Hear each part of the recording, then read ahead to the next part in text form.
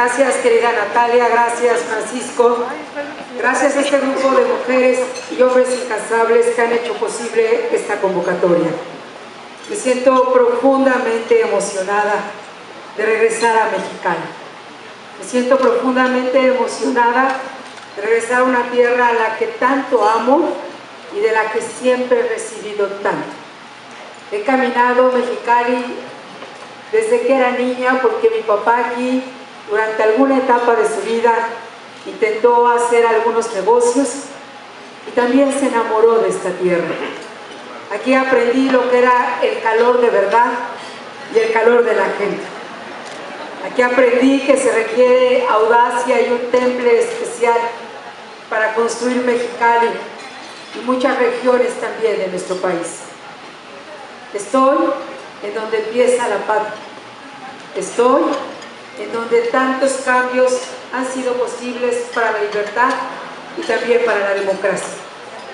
Y el día de hoy vengo con especial entusiasmo, pero también con preocupación y tratando de plantear algunos caminos de solución frente a las realidades que estamos enfrentando. Quiero compartir con ustedes 3 temas que me parecen fundamentales. El primero de ellos es ¿en dónde empieza y en dónde termina México? Esta podría ser una pregunta que nos suene bastante obvia. Yo sé que territorialmente México empieza aquí, pero quiero llevarnos a una reflexión de lo que sí podemos hacer, de lo que sí tenemos y estamos obligados a transformar. México empieza y termina no en nuestros gobiernos, no en nuestros congresos, no en lo que Juan Pardiñas en su narrativa provoca más indignación y hartazgo. México empieza y termina en cada uno de nuestros hogares, porque México al final de cuentas no es más que el espejo de lo que ustedes y yo hacemos o dejamos de hacer en cada una de nuestras familias. Hace algunos años escribí un libro que nunca me imaginé ni remotamente que vendería casi 1 millón de ejemplares. Lo hice tratando de establecer un diálogo de aquello que yo había vivido y experimentado desde niña. Yo sé que el título fue un poco controvertido, que causó algunos cuestionamientos de pareja y que nunca pude convencer a mi suegra de que era de buena voluntad. El título es Dios mío, hazme viuda, por favor. Y en este libro lo que planteo es esta viudez del miedo, del temor. Y recuerdo haber escrito un capítulo en este libro hace cerca de 20 años que lo titulé Cuando los hijos se van. Ahora estoy actualizando mi libro y he escrito un capítulo al que he titulado Cuando los hijos nunca se van o cuando los hijos regresan. Porque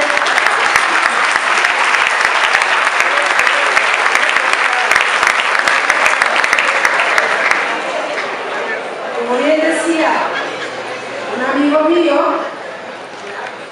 tratando de dar a nuestros hijos todo lo que no tuvimos, hemos dejado de darles todo lo que sí tuvimos. Y ahora, más adelante ahondaré en el tema, pero no se equivocan quienes afirman que somos la generación obediente, porque obedecimos a nuestros padres y hoy muchas veces obedecemos a nuestros hijos. Y creo que todos tenemos algo importante que resolver en este México, en donde estamos formando no ciudadanos, sino habitantes dependientes, frágiles, con muy poca capacidad para la resistencia y también para la vida, porque la realidad no tiene anestesia. Y si no formamos ciudadanos fuertes en la familia, tampoco le pidamos a México ciudadanos fuertes y políticos honestos. Jamás voy a disculpar a un político corrupto. Yo no gané la contienda a la presidencia de la República, pero jamás avergoncé a mi partido, con un caso de corrupción. No hice nada excepcional, hice aquello que estaba obligada a hacer. Y hoy puedo caminar por México y hacerlo mirando de frente a los ciudadanos y decirle a mis 3 hijas que pueden sentirse orgullosas de salir a la calle porque no tienen una razón para avergonzarse. Cuando alguien me preguntó ¿en dónde vives, Josefina? Hace apenas una semana le dije en la misma casa y con la misma gente. Y creo que es algo que aprendemos no cuando llegamos a la política, aprendemos desde los brazos que nos arrullan de una madre y el amor o el compromiso de un padre de familia. Aquí empieza y aquí termina México. Lo segundo que quiero compartir con ustedes es a qué se debe este nivel de hartazgo que tenemos en el país. Este nivel de indignación que la verdad yo no recuerdo que lo hayamos tenido antes. No es que antes no hayamos tenido crisis, las hemos tenido y yo por eso entré a Coparmex. Y me tocó ese Coparmex de Carlos Medina, de Ernesto Rufo, de Luis Felipe Bravo, de Pancho Barrio. No es que tenga yo mucha edad, es que entré demasiado joven a Coparmex. Me tocó ese Coparmex de formación de cuadros, donde nos enseñaron para ir a escribir a los periódicos, hablar a la radio, dar conferencias, ir a la televisión, donde no teníamos miedo nunca de defender ni nuestras ideas de libertad, ni tampoco la convicción de que es aquí donde se genera la prosperidad y que es en otro estado o en otro ámbito donde se distribuye a través del pago de los impuestos. Recuerdo ese México, donde no había confusión, donde sabíamos muy bien las convicciones que defendíamos y por las que queríamos y era necesario apostar y dar la vida. Recuerdo como ciudadana, porque muchos años después me hice militante de mi partido, que por cierto cuando me invitaron al Congreso nunca me pusieron como requisito ser ni siquiera parte del padrón del partido. Entré por la puerta de la ciudadanía. Entonces la práctica voluntaria era común en el PAN, como muchas otras cosas. Y recuerdo cuando Manuel Cloutier, como a miles de mexicanos, me movió el alma y entonces fui a un meeting allá a las Torres de Satélite y mi hija la mayor estaba todavía en carriola y recuerdo que iba corriendo con ella al meeting y alguien pasó y me dijo, esa niña es acarreada. Reconozco que sí, era inevitable que María José de 3 meses no fuera acarreada, yo la llevaba. Y recuerdo a Manuel Cloutier en ese puente de las Torres de Satélite decir, yo no sé si lograré ganar la presidencia de la República, pero me comprometo a hacer un agujero de mi tamaño para que por ahí cruce la democracia. Y quiero decir que lo logró. Ya nunca volvió a ser igual antes y después de su liderazgo. Hoy los mexicanos estamos hartos y el hartazgo es un enorme riesgo y una gran oportunidad. Si en el hartazgo nos quedamos pasmados, frustrados, dolidos, violentos, entonces vamos a un peor destino. Pero el hartazgo es lo que ha provocado también los grandes cambios de la humanidad. Cuando alguien en su empresa dice, estoy harto de esto, es momento de cambiar. Cuando alguien en su vida personal dice, estoy harto de esto, es el momento de cambiar. Es como aquella pareja donde el vecino de enfrente veía a la señora y un día llama a su esposa y le dice, aprende de la vecina. Mira, cada vez que se despide su marido de ella, la vecina se cuadra y la hace así. Aprende, mijita, despídeme con respeto. Entonces la señora dice, se queda muy inquieta porque efectivamente sale el señor y ve que la vecina hace así. Le dice, oiga vecina, ¿y usted por qué se cuadra frente aquí al vecino? Pues ya estamos en la época moderna. No, yo no me cuadro, amiga. Él no me oye, pero yo le digo, ya estoy bien harta. Ya me tienes hasta aquí. Entonces, no es sugerencia para nadie. Por cualquier cualquier razón no hemos hecho suficiente para México, o para nuestro Mexicali, o para nuestra empresa, o para nuestra familia, o para nosotros mismos.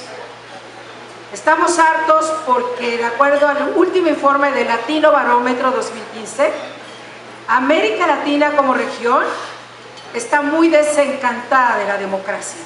Fíjense qué grave. El desencanto por la democracia en América Latina es mayor que el desencanto que hay por la democracia en África, en Europa y en Asia.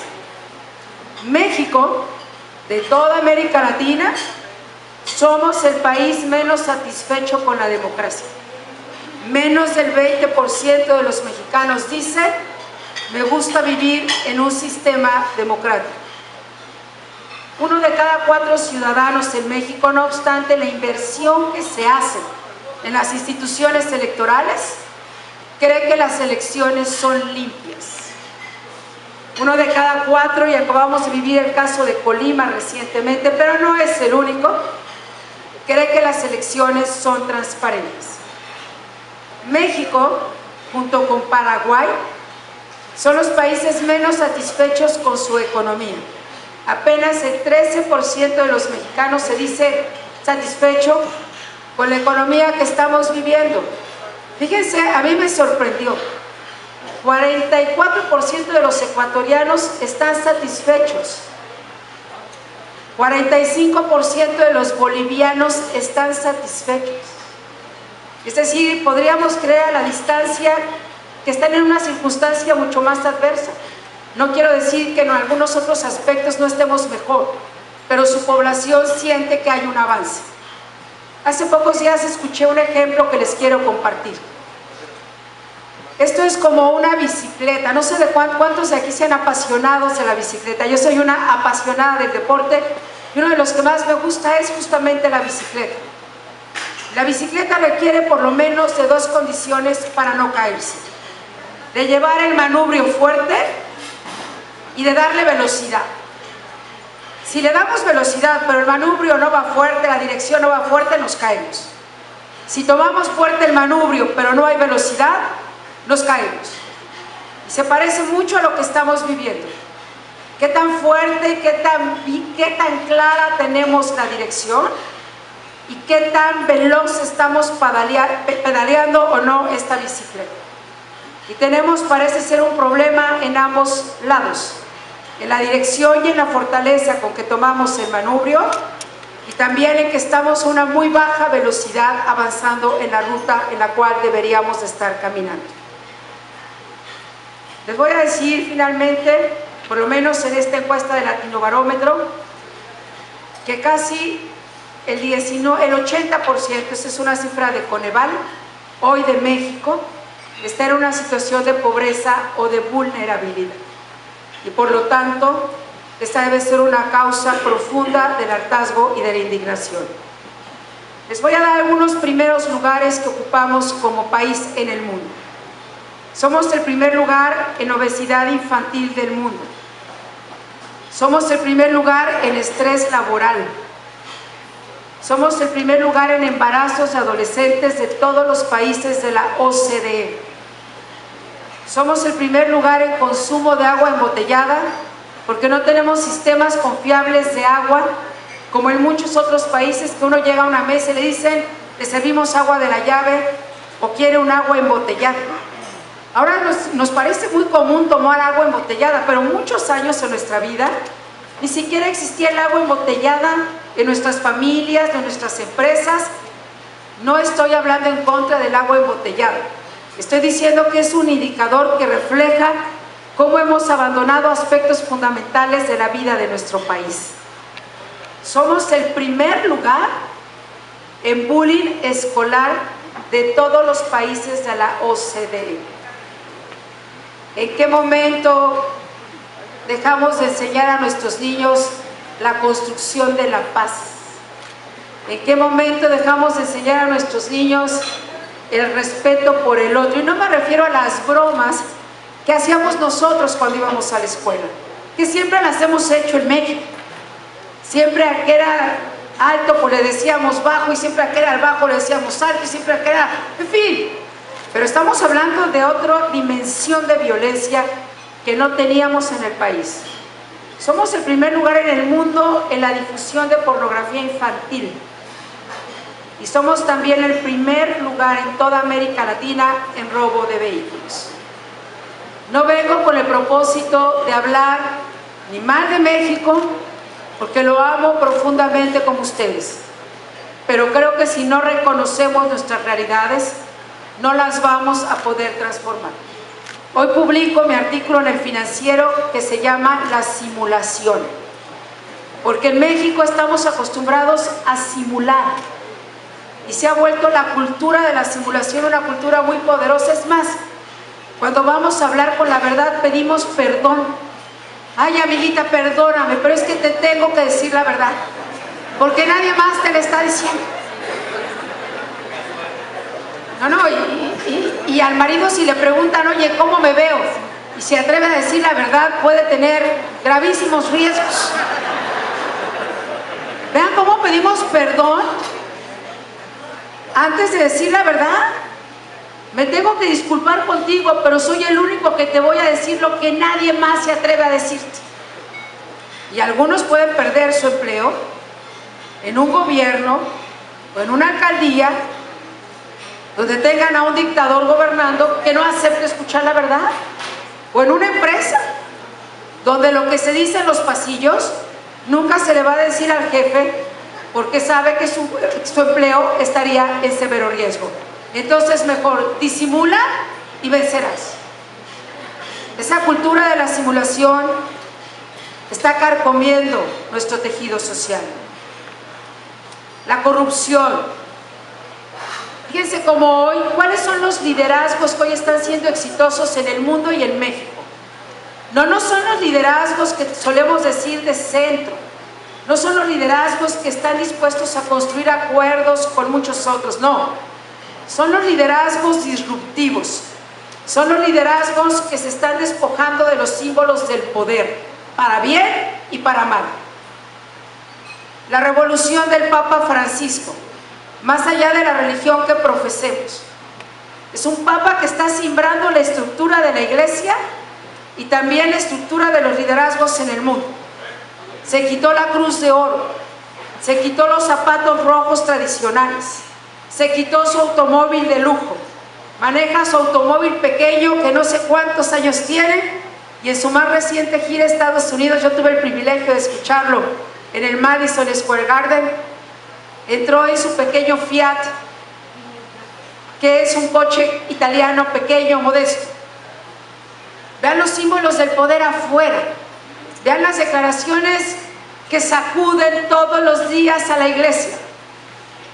Vean los independientes, con todo lo que representan. Yo coincido que hay que darles todo el margen de libertad en una democracia, pero también no por ser independiente inmediatamente es sinónimo del mejor, porque hay quienes se dicen independientes que no son tan independientes, porque hay quienes son independientes de verdad. Es un tema nuevo por el que estamos conviviendo en el país que nunca antes nos habíamos encontrado. Acaba de ganar las elecciones en Guatemala, o va adelante, un cómico de la televisión. ¿Por qué? Porque el presidente o el expresidente de Guatemala está en la cárcel por corrupción. Y los ciudadanos hartos e indignados que dicen, el Podemos en España, lo que acaba de pasar en Canadá, lo que acaba de pasar en México en los procesos electorales, lo que acaba de suceder en Guatemala.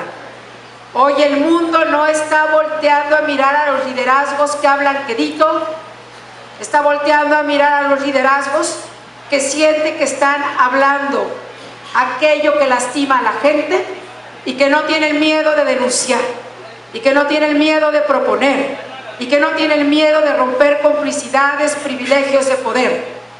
Hoy la gente está harta de la frivolidad y de que sus impuestos se gasten en lujos que los ciudadanos no se dan porque trabajan y pagan sus impuestos. Encuestas, hace 10 o 12 años ocupaba el 8º, 10º lugar hoy está entre los 3 primeros lugares de importancia para México. Y esta es una buena noticia. Que la corrupción hoy nos lastime tanto es una buena noticia, porque yo no puedo aceptar que los mexicanos somos corruptos, porque esa es nuestra cultura. Yo no puedo aceptar que la corrupción sea parte de nuestra vida, porque ayer que estuve en Guerrero, en la toma de protesta del gobernador, y lo hice porque Guerrero está por encima de cualquier partido y porque lo he caminado muchas veces. No es que sea un estado pobre, es que ha sido muy injustamente gobernado. Es que es un estado rico con mucha gente pobre.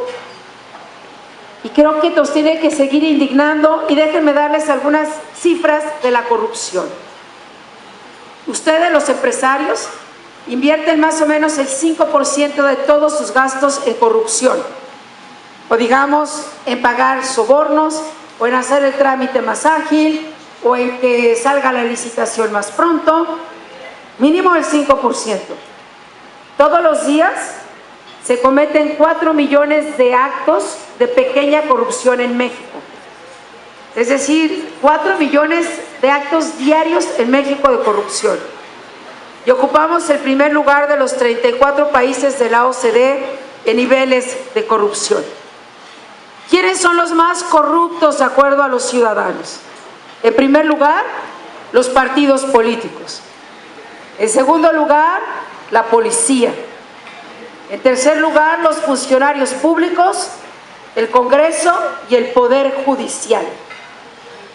¿Cómo pedir credibilidad cuando los órdenes de gobierno son los más cuestionados? Vean, los partidos, la policía, el Congreso, el Poder Judicial, los funcionarios públicos. ¿Nos cuesta la corrupción? Sí. Depende de la medición, nos cuesta desde el 2 hasta el 10% del Producto Interno Bruto, es decir, de todos los bienes y servicios que se producen en el país. Esto también nos ha llevado a una terrible desigualdad. México es el país más desigual también de todos los miembros de la OCDE. ¿Qué significa esto? Que hay un pequeño sector que tiene mucho y que hay un gran sector que tiene casi nada o muy poco. Solo les daré una cifra. El 10% más rico en México recibe casi 31 veces más que el 10 más pobre. Es decir, la brecha es enorme y las clases medias están tendiendo a hacerse cada vez más pequeñas. Porque la clase media somos nosotros, los que emprendemos, los que pagamos nuestros impuestos, los que nos esforzamos, los que vamos por una hipoteca, los que compramos a meses sin intereses o se supone sin intereses, los que esperamos que llegue el Buen Fin, los que ahorramos en una cuenta bancaria, los que nos cuesta trabajo pagar la colegiatura. Pero las clases medias son el motor de una sociedad. Y en México la desigualdad es hoy más grande que en los años 80. Pero ¿qué les parece cuando hablamos de impunidad o de piratería? La impunidad para mí, no solamente junto con la corrupción, carcome todo. La impunidad es lo que genera el mayor hartazgo y también la mayor frustración. Es decir, que no haya consecuencias.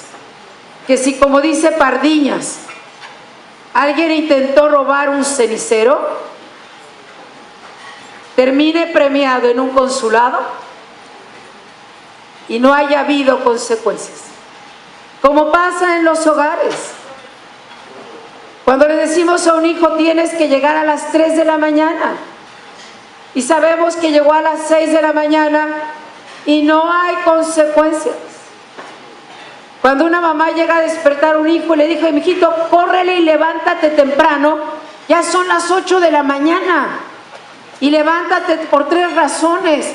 Porque ya se te hizo tarde, porque tienes 40 años y porque eres el director de la escuela.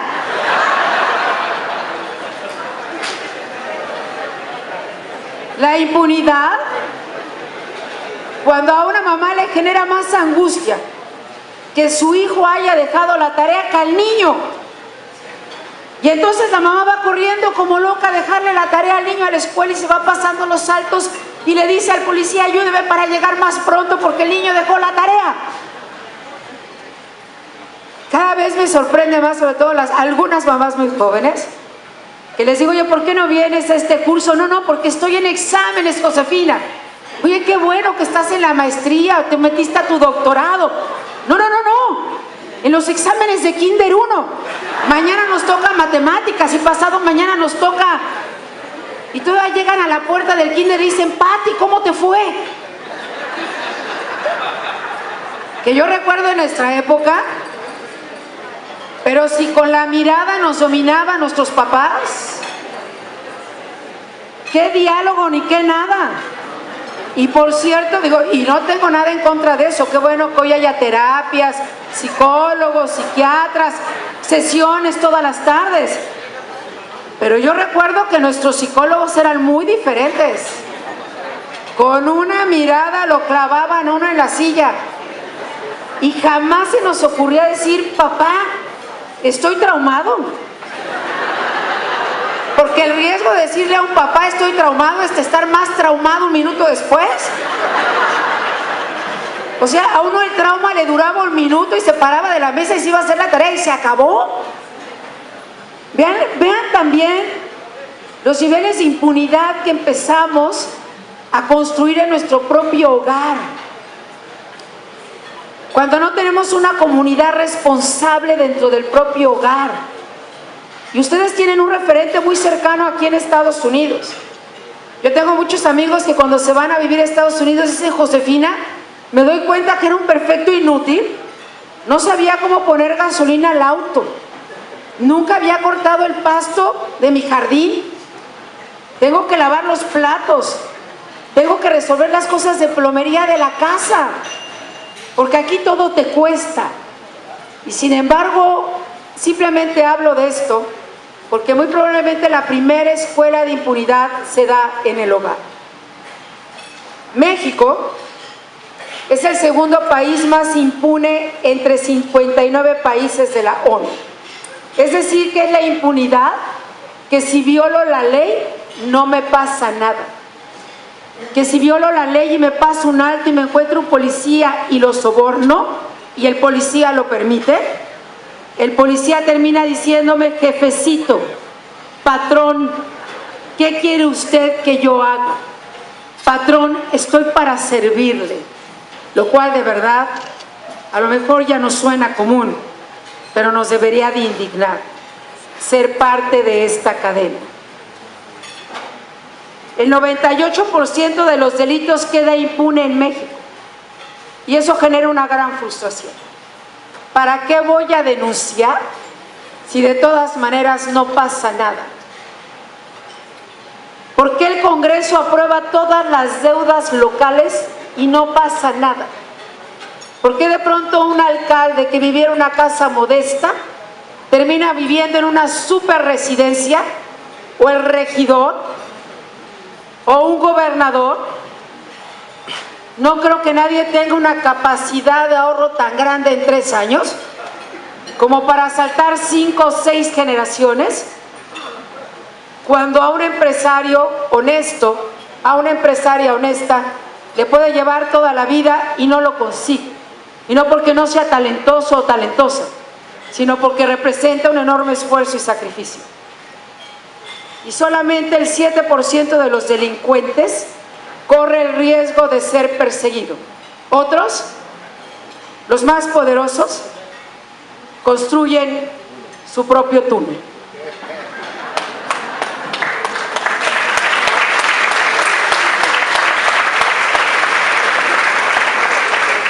¿Y qué tanto nos cuestionamos ya la corrupción? Déjenme darles algunas cifras de piratería. 8 de cada 10 mexicanos compraron en el último año un producto pirata. 9 de cada 10 películas en los hogares mexicanos son piratas. 2 de cada 3 pares de tenis es falso. Y 17 de cada 100 medicinas también. Y cuando en la encuesta de piratería le preguntó a los mexicanos, no os pregunté a los mexicanos si nos sentimos honestos, la gran mayoría decimos claro. somos muy honestos, lo cual da una contrariedad. Y no es que no, yo sigo creyendo que la mayoría de los mexicanos de verdad no solamente es gente absolutamente trabajadora y honesta. Lo que pasa es que esto se ha convertido en un modus vivendi que ni siquiera nos cuestionamos. Que 9 de cada 10 películas en nuestros hogares sean piratas, difícilmente sucedería en un país con instituciones fuertes y con leyes que sí se cumplen. Es más, a la gente le daría pánico comprar un producto pirata porque sabe que tendría graves consecuencias. Y hay un buen ejemplo en México que hay que dar, que es el alcoholímetro. Bueno, lo vivimos en la Ciudad de México. El alcoholímetro todo el mundo lo respeta, porque no hay negociación, ¿eh? Quien llega al alcoholímetro se va al torito, que así le llaman a donde se van a refugiar 24 horas seguidas. Y no importa si es diputado, si es abogado prominente, si es hijo de no sé quién, si es lady, nada de eso. Se va al torito. Lo cual quiere decir que los mexicanos respetamos la ley cuando no hay negociación. Creo que también eso nos debe de dar aliento y una buena señal. ¿Todos son malas noticias? No. No todos son malas noticias. Estamos aquí hoy, como tantos años hemos estado en Coparmex. Y quiero decirles que para mí Coparmex siempre es regresar a casa. Yo salí de Coparmex y sin pensarlo o sin haber estado trazado en la historia de mi vida, me fui al mundo de la política, porque siempre he querido defender lo que aprendí en esta casa. El valor de la ética, la libertad se convirtió en mi causa más importante de vida. Y hoy tenemos que recuperar la libertad para millones de mexicanos. ¿A qué libertad me refiero? A la libertad que merecen los mexicanos de vivir sin miedo, de salir a las calles, a la libertad de las empresas a no ser extorsionados, ni tampoco sobornados, ni pagar derechos de piso en muchas regiones del país, a la libertad de emprender sin tantas regulaciones y trabas, a la libertad de creer, a la libertad de sentir, a la libertad de expresar. Ayer me encontré en Guerrero al primer astronauta mexicano, a don Rodolfo Neribel. Yo no sabía, me enteré ayer, que él había decidido acompañarme abiertamente en la campaña. Y menos sabía que publicaba en un periódico de la Ciudad de México, que escribió uno de sus artículos apoyándome abiertamente, mismo que le prohibieron publicar.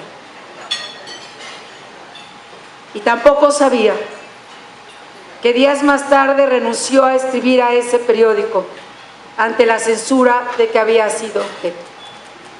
Y me conmovió mucho cuando me dijo ayer: Josefina, para mí como astronauta fue más fácil tocar las estrellas que haber publicado un artículo con libertad en un periódico de México, donde quería publicar.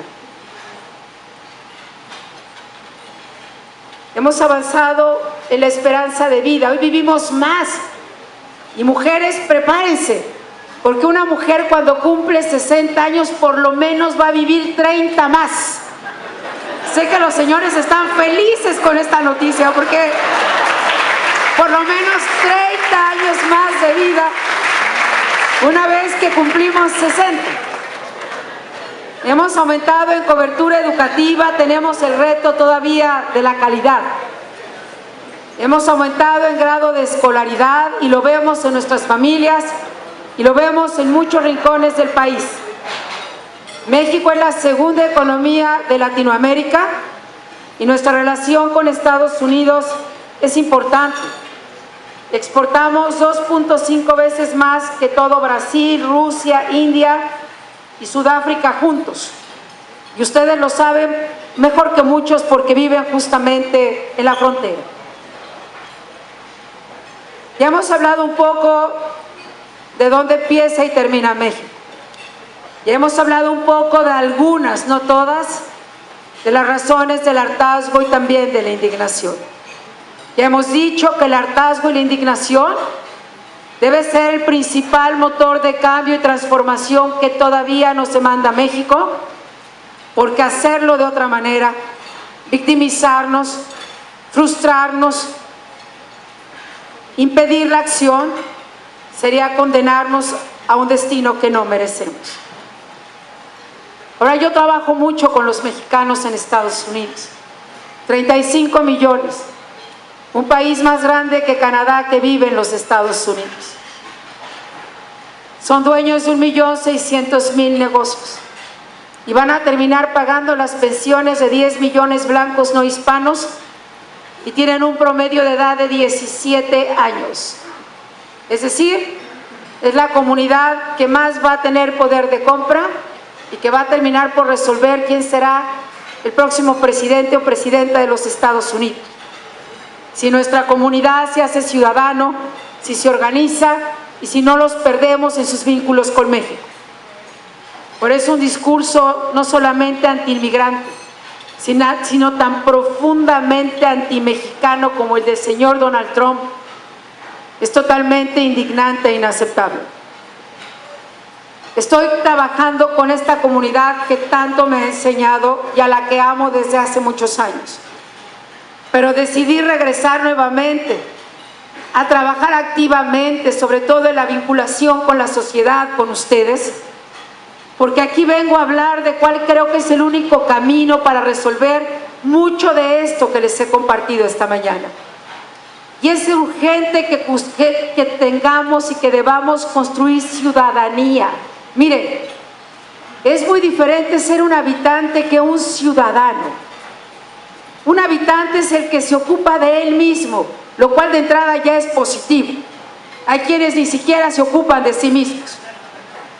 Pero un ciudadano es lo que son ustedes aquí esta mañana.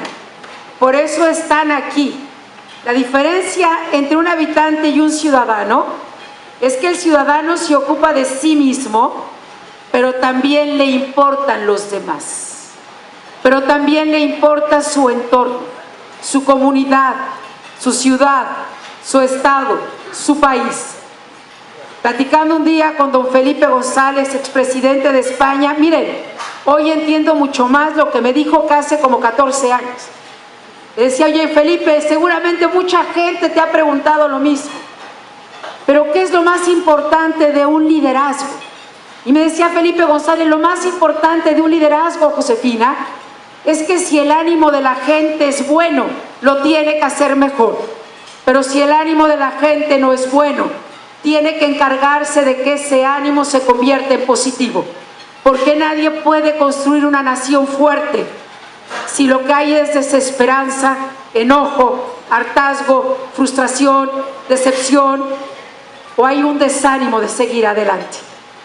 ¿Cuál es la tarea de todos nosotros, en nuestra familia, en nuestra empresa, en Mexicali?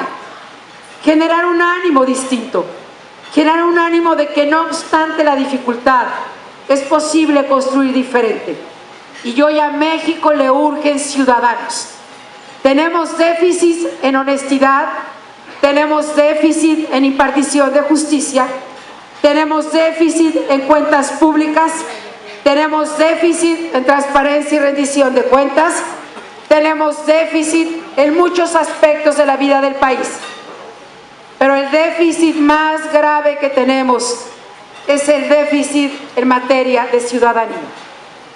Urge volver a tener la fuerza, no solamente de participar en Coparmex o en donde estén, en los rotarios. Yo también soy rotaria y estoy orgullosa de que esa rueda de Paul Harris siga rodando a través de todo el mundo. Ir terminando un poco por donde inicié.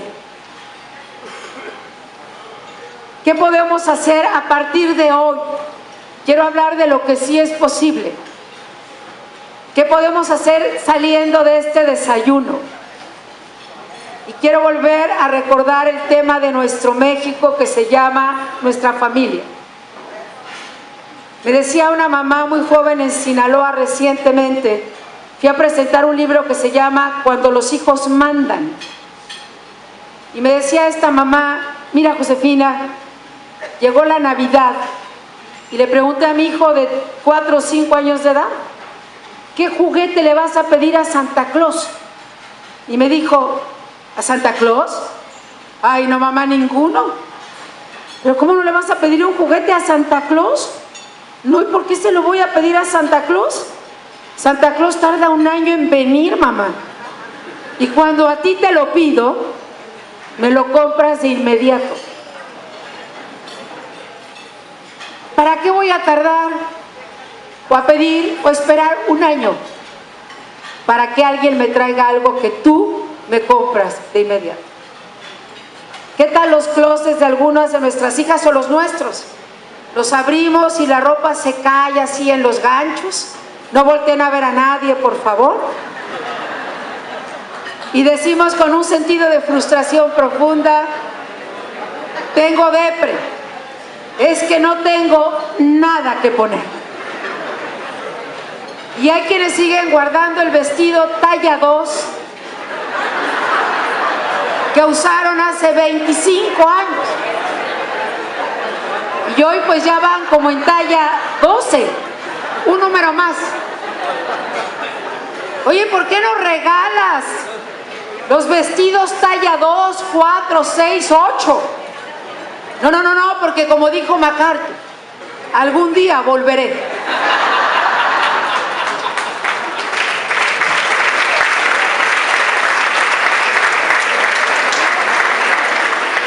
Decía mi amigo Germán Dehesa, a quien hoy tengo muy presente y les quiero compartir al finalizar un pensamiento de él.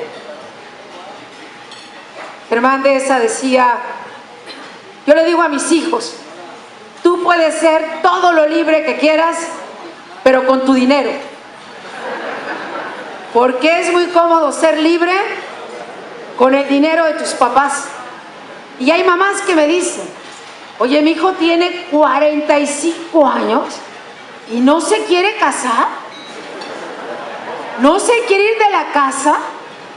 Yo le digo, pues prepárate porque jamás se va a casar y jamás se va a ir de la casa mientras tenga toda la vida resuelta.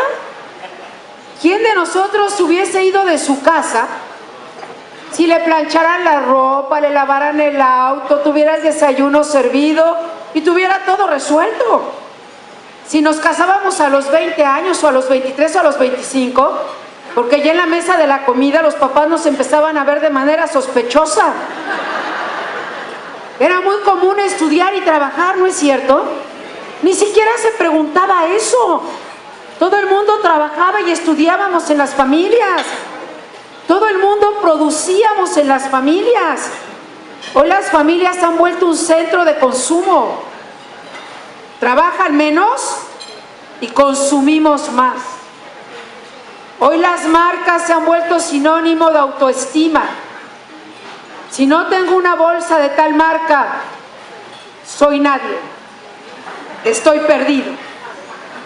Si no tengo un cinturón de tal marca, mamá, no puedo ir a la fiesta, porque yo no soy parte de ese círculo. El problema no es tener un cinturón, una bolsa de una marca. La pregunta aquí de fondo es, ¿con qué dinero la compraron? Y el nivel de frustración que estamos generando en nuestras familias frente a la imposibilidad de tener todo lo que quieren tener y sienten que merecen tener. Y déjenme decirles algo de manera respetuosa, pero estoy convencida. No es un problema de nuestros hijos. Es un tema que tenemos que resolver nosotros como padres de familia. A las mujeres que les encanta decir, esta es mi cocina, nadie se meta. Ahorita cuando regresen cambien el letrero y digan, es la cocina de todos. Todo el mundo tiene que hacer algo aquí adentro. Todo el mundo tiene que hacer algo y contribuir.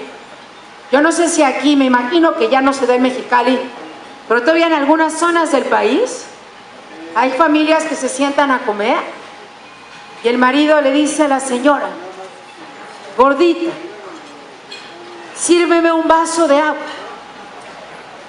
Y la gordita ya fue a trabajar toda la mañana, hizo la comida, regresó corriendo, se tiene que ir a trabajar otra vez. Y a mí siempre me encanta animar a los señores a una aventura extraordinaria, a una tarea desafiante, a una experiencia inolvidable. Toma la jarra de agua, siéntela entre tus manos, acaríciala por fuera, quema 10 kilocalorías y sírvete el vaso de agua.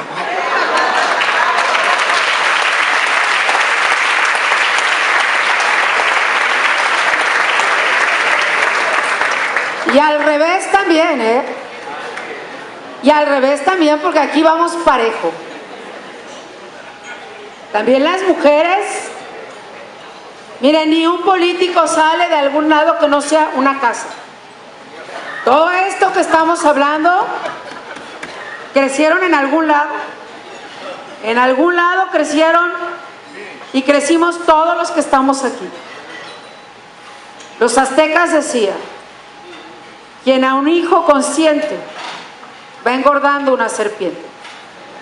Y no estoy hablando de maltratar a nadie. Nosotros tenemos la bendición de 3 hijas y amo profundamente como ustedes a mis hijas. Y seguramente, como muchos de nosotros, me he equivocado y en otras hemos acertado. Hoy me encanta la comunicación que hay con nuestros hijos. Hoy me encanta que nuestras hijas asalten nuestro closet, quieran usar nuestras blusas, quieran usar nuestra ropa. Yo jamás asalté el closet de mi mamá, porque si me ponía la ropa de mi mamá me disfrazaba como mamá. Porque antes una mujer a los 60 años hablaba como de 60 años, caminaba como de 60 años, se vestía como de 60 años. Hoy el riesgo es que parezca que nosotras asaltamos el closet de nuestras hijas. Pero hoy tenemos valores extraordinarios que no teníamos antes con nuestros hijos. Pero nosotras las mujeres, y lo platicaba con Natalia, yo sé que para nosotras todavía todo es más adverso, o muchas cosas son más adversas. Yo lo viví en la campaña. A mí me hicieron una pregunta que jamás le hicieron a un candidato hombre: ¿está México preparado para una mujer presidenta? Y esa pregunta me la hicieron en cada rincón del país. Y jamás escuché que se la hicieran a uno de los hombres en campaña. Y yo les diría hoy a las mujeres que jamás vuelvan a aceptar esta pregunta, porque es una pregunta que descalifica de entrada. Porque es como para decir: ¿está Coparmex preparado para tener mujeres? ¿Está el hospital preparado para tener mujeres doctoras? ¿Están las familias preparadas para tener mujeres jefas de familia?